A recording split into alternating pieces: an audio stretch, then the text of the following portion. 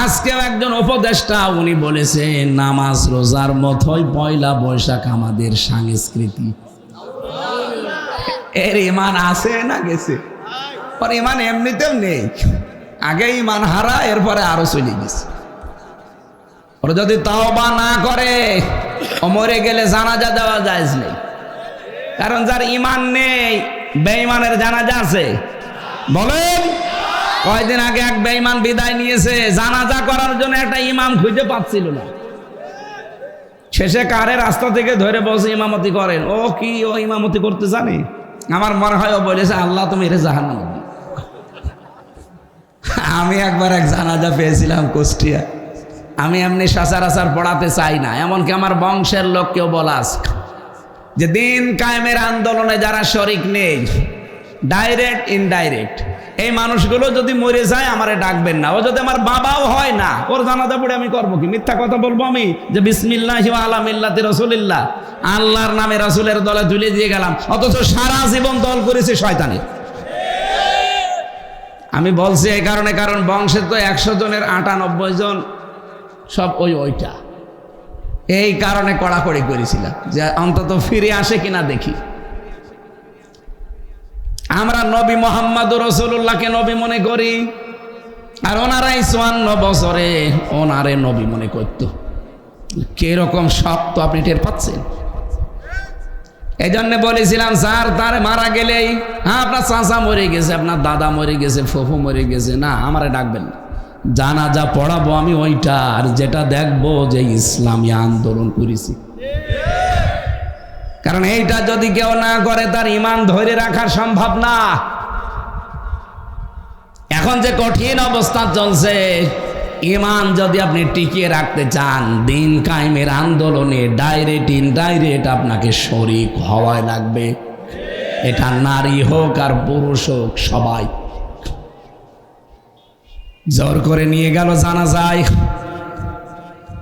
আমি জানি যে সারা জীবন লোকটা নামাজ পড়ে না, শুধু গালি দিত আল্লাহ রাসূলকে, মরে গেছে। এখন আত্মীয় বলছে হুজুর নামাজ পড়িয়ে দেন, ও মনে করছে আমির হামজা নামাজ পড়েন, মনে হয় আল্লাহ মাফ করে দেবে। অত সহজ।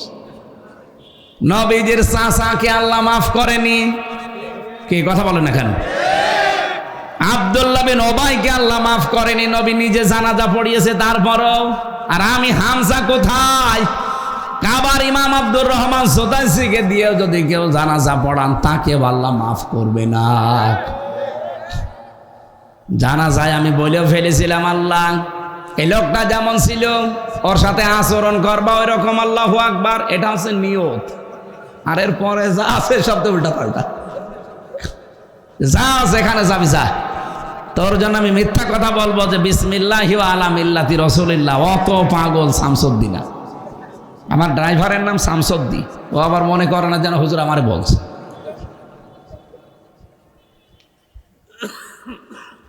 আর টাঙ্গাইলবাসী, আমি যে কথাটা বলছিলাম, 2টা আয়াত আমি কোরআনে পেলাম যেখানে মত পার্থক্য করা হারাম, নিষিদ্ধ। আর বাংলাদেশে এমন একটা পরিস্থিতি, এই 2টা জায়গায় দেখবেন যত ফতোয়াবাজি, যত দলাদলি, যত মত পার্থক্য, সব এই 2 জায়গায়, হয় কোরআনের সাথে না ইসলামী আন্দোলনের সাথে। আরে ভাই, আপনার ভেতর তাকওয়া পয়দা হয়েছে, তার প্রমাণ কি? প্রমাণ হচ্ছে আপনি কোরআনের আমল করবেন। নিজের বিবেকের কাছে বলেন, কোরআনের কোন আমলটা আপনার জীবনে আছে বলেন। বলেন না নামাজ আছে, নামাজই কি কোরআনের আমল? রোজা আছে, রোজাই কোরআনের আমল। এটা আছে, নামাজের কথা বললাম 82, রোজার কথা একবার। যেটা 918 জায়গায় আছে আমল করা, সেটা নেই কেন? আপনি কি কিয়ামত পর্যন্ত বাঁচতে চান দুনিয়ায়? আপনার চাইতে বড় ভালো মানুষ দুনিয়া থেকে বিদায় নিয়েছে, মুহাম্মাদুর। কি আপনার চাইতে খারাপ মানুষ ছিল? সে চাইলে পারতো না কিয়ামত পর্যন্ত বেঁচে থাকবো? জিবরাইল আজরাইল এসে তো বলেছিল যে আপনি যতদিন থাকতে চান ততদিন থাকতে পারবেন। নবীজি বললেন তারপরে তাহলে মরা লাগবে। মুহাম্মাদুর রাসূলুল্লাহ ডাক দিয়ে বলে, ভাই জিবরাইল, যাওয়ায় যদি লাগে আমার থেকে লাভ কি? তাড়াতাড়ি নিয়ে চলো, আমার বন্ধুর সাথে আমার দেখা করো। এত বড় ভালো মানুষকে যদি জিবরাইল আজরাইল ছেড়ে না যায়, আপনি কোথাকার কে? এই জন্য সেই কয়েকদিন হায়াতে বেঁচে আছেন এই কাজটা করে যান। আলা আমাল তানজিল, আল্লাহর নাজিল কি তো এই বিধানের আমলগুলো দুনিয়ায় একটা একটা করে দেখান। 3 নাম্বার ওয়াল কেনায়াত বিল কলিল, অল্পে তুষ্ট থাকা লাগবে। এটা নেই আমাদের, এটা নেই। এই জন্যে তো দরবেশের মতো মানুষ 36,000 কোটি টাকা চুরি করেছে। আপনি এক জীবনে গুনেও শেষ করতে পারবেন না, হাত দিয়ে হাত ব্যথা হয়ে যাবে। 36,000 কোটি। এই টাঙ্গাইলের পরে সিরাজগঞ্জ, এরপরে আছে পাবনা, রূপপুরে যে পারমাণবিক কেন্দ্র, বিদ্যুৎ কেন্দ্র, এখান থেকে একজন মানুষই 76,000 কোটি টাকা নিয়েছে। আল্লাহর ওলির ছোট বোন একজনই যদি 76,000 কোটি টাকা নেয়, বাকি আরো যত প্রকল্প আছে যেখানেই নাম দেখবেন বঙ্গবন্ধু, সেখানে দেখবেন দুর্নীতি। এই যে মূর্তিগুলো বানিয়েছে 12,500 কোটি টাকা খরচ। এত টাকা খরচ করে মূর্তিগুলো বানালেন, আগস্টের 5 তারিখের বিকাল 5টাও তো বাঁচতে দিল না, সব মাটির সাথে মিশে গেল। টাকাগুলো তো আপনার বাবার টাকা, তো সব আমাদের জনগণের। কথা বলেন না কেন এটা বানাতে গেলেন? এই টাকাগুলো দিয়ে যদি গরিব মানুষকে বিলিয়ে দিতেন, এরা একবেলা খেয়ে বাঁচতে পারে। এই পরিস্থিতির সামনে যেন আর কেউ তৈরি করতে না পারে, সে অবস্থা তৈরি করা লাগবে। কোন ব্যক্তি পূজা চলবে না এদেশে। পূজা হবে কার? পূজা হবে শুধু বঙ্গবন্ধু। কার? কোন মানুষের পূজা আমরা মানি না। আমরা যদি মানি না, সেটা করতেও দেব না। এই জন্য সেই পরিবেশ আমরা তৈরি করতে চাই। 300 এমপির ভেতরে যদি বাংলাদেশে 151 জন এমপি কোরআনে কারিম বুকে নিয়ে সংসদে যেতে পারে, তার ভেতরে এনারা এরকম মানুষকে আপনি 151 জন পাঠান। এবার সামনে সুযোগ আল্লাহ দিচ্ছে। আল্লাহর কসম, 151 জন গেলে তার পরের দিন নামাজের আর ওয়াজ করা লাগবে না, নামাজ কায়েম হয়ে যাবে। ওনারা 300 এমপির ভেতরে যাই বলবে যে মাননীয় স্পিকার, আমরা নামাজের বিল চাই, উনি বলবে আপনারা হাত তোলেন। এরকম মানুষ যদি 300-র ভেতরে 151 জন বলে এই যে আমরা হাত তুলেছি, পরের দিন সংসদে আইন পাশ হয়ে যাবে, নামাজের ওয়াজ করা লাগবে। তখন 18 কোটি মানুষ নামাজ পড়বে। আপনি শুধু একটা ভোট ওনাকে দেবেন, 18 কোটি মানুষ নামাজ পড়লে যে সওয়াব হয়, একটা ভোট দিয়ে আপনি ওই সওয়াব পেতে থাকবেন প্রতিদিন। এই সুযোগ আমাদের সামনে আসতেছে, এটা কাজে লাগানো দরকার না? এরপরও যদি এবার মিস করেন, ভুল করেন, 100 বছর পেছিয়ে যাবেন। এভাবে ভুল করতে করতে তো 54 বছর। এবার আল্লাহ সুযোগ একটা দিয়েছে, যদি সত্যি ভুল হয় 100 বছর পেছিয়ে যাবে। ওয়াল্লাযী বাআসা ফিল উম্মিয়্যিনা রাসূলাম মিনহুম ইয়াতলু আলাইহিম আয়াতিহি ওয়া ইউযাক্কিহিম। এটা বক্তা, ওয়াইজেন, আলেম, ওলামা যারা আমরা আছি, এ পর্যন্ত আছি, আল্লাহর কিতাব তেলাওয়াত করে শোনাই। ব্যক্তি, পরিবার, সর্বোচ্চ সমাজ পর্যন্ত আমরা কোরআন দিয়ে পবিত্র করার চেষ্টা চালাই। কিন্তু আল্লিমুহুমুল কিতাব ওয়াল হিকমা, এই দুইটা রাষ্ট্র ছাড়া সম্ভব না।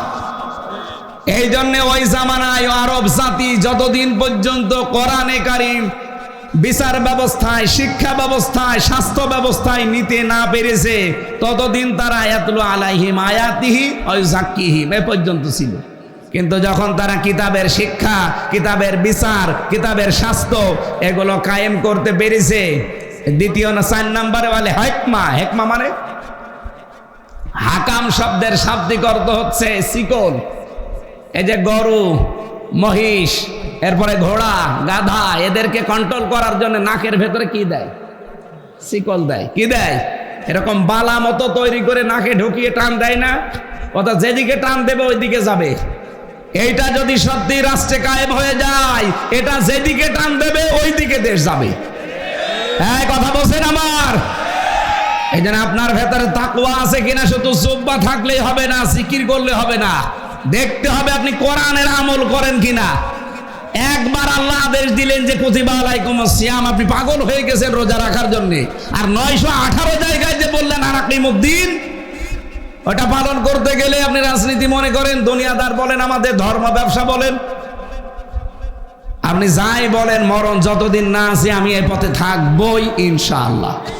আর আমার জীবনের মেন কাজই এইটা, নাকিমুদ দিন ওয়ালা তাতাফাররাকু ফি। এ বিষয়ে কোনো মতপার্থক্য করা চলবে না। কেউ যদি ফতোয়াবাজি করেন তার খবর আছে। মাওলানা মামুনুল হক হাফিজাহুল্লাহ 3 বছর আমার সাথে এক ঘরে ছিল জেলখানায়। প্রতিদিন আমারে বলতো, হামজা বাইরে থাকতে ভাবতাম কি, আরে ভেতরে এসে দেখছি কি।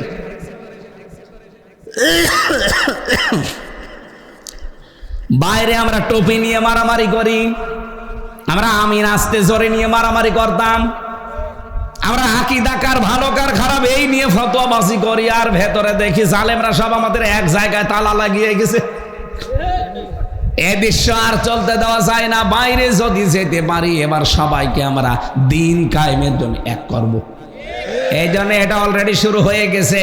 সামনে ইসলামের একটা করে বাক্স যাবে, আর ইসলামের বাইরে যা আছে সব বাক্স বাদ দিয়ে ইসলামের বাক্সে ভোট দেওয়া লাগবে। এটা যদি কারো কাছে রাজনীতি মনে হয়, হ্যাঁ এইটাই আমাদের রাজনীতি। আমরা রাজনীতি করি দুর্নীতি করার জন্য না, এ কোরআনকে কায়েম করার জন্য। কথা বলেন ঠিক কিনা? কোরআন শরীফ যদি দুনিয়ায় কায়েম না হয়, তা আমি 1000 বছর বেশি কি করব? খালি খাবো আর পায়খানা করবো নাকি? আর বছরে বছরে 2-3টা করে জন্ম দেব, এই আমার কাজ। কোরআনে আমল করা লাগবে ভাই, অল্পে তুষ্ট থাকা লাগবে। বাংলাদেশের মানুষ যারা দায়িত্বে ছিল, এরা যদি অল্পে তুষ্ট থাকতো, দেশটা দাঁড়িয়ে যেত। মালয়েশিয়া কি পরিষ্কার, কত উপরে চলে গেছে তারা। 2004 থেকে 2025, মাত্র 21 বছরের ব্যবধানে তাদের দেশটা দাঁড়িয়ে গেছে। আর আমরা 54 বছরও দাঁড়াতে পারি না, কারণ আমরা যারাই দায়িত্বে যাই অল্পে তুষ্ট থাকতে পারি না। এক লোকের বাড়ি শুনলাম 620টা বাড়ি বানিয়েছে। কত? 620টা বাড়ি বানিয়েছে ভূমি মন্ত্রী। ও যদি এই 7 মাসে থাকতো আরো 100 বাড়ি বানাতো। কিন্তু আল্লাহর ইশারা একটা বাড়িতেও থাকতে পারে না, বাইরের দেশে পালিয়েছে। এই যে মালয়েশিয়া বানিয়েছে বেগম সাহেব পাড়া, কানাডায় গিয়েছিলাম বাড়িয়েছে কি বেগম পাড়া। থাকতে তো পারে না ওখানে, সব থাকে হোটেলে। মালয়েশিয়া যে হোটেলে, সিঙ্গাপুরে যে হোটেলে, থাইল্যান্ডে যে হোটেলে নামিয়ে দেখি নিচে বসে আছে 2 শয়তান চা খাচ্ছে। কি গো এখানে? হুজুর আমরা আগে পালিয়েছি। আগে আপনি পালালেন কেন? সাহেব পাড়া বানিয়েছেন, ওখানে থাকবেন না? আপনার 620টা বাড়ি, ওখানে থেকে মায়ের খাবো? বাংলাদেশের মানুষ এখানেও আছে, পিটিয়ে ভর্তা বানিয়ে ফেলবে। কয়দিন থাকবেন এভাবে হোটেলে? এক এক জায়গায় যে ভিআইপি হোটেলে থাকেন দেখলাম 5,000, 7,000, 10,000 রিঙ্গিত। তার মানে বাংলাদেশের 1 টাকায় 29 টাকা। 10,000 টাকা ওই দেশের হলে কত হয়? এই 2 লাখ 2.5 লাখ টাকা এক একদিন ভাড়া। কয়দিন চলবেন এভাবে? এই জন্য বলছো হুজুর আমাদের জন্য দোয়া করেন। কিসের দোয়া করবো আপনার জন্য? সব টাকা পয়সাগুলো পাচার করেছে। টাকাগুলো যদি দেশে থাকতো, হাজার হাজার, এই যে 36 লাখ যুবক বেকার, এদের কর্মসংস্থান তৈরি হতো না?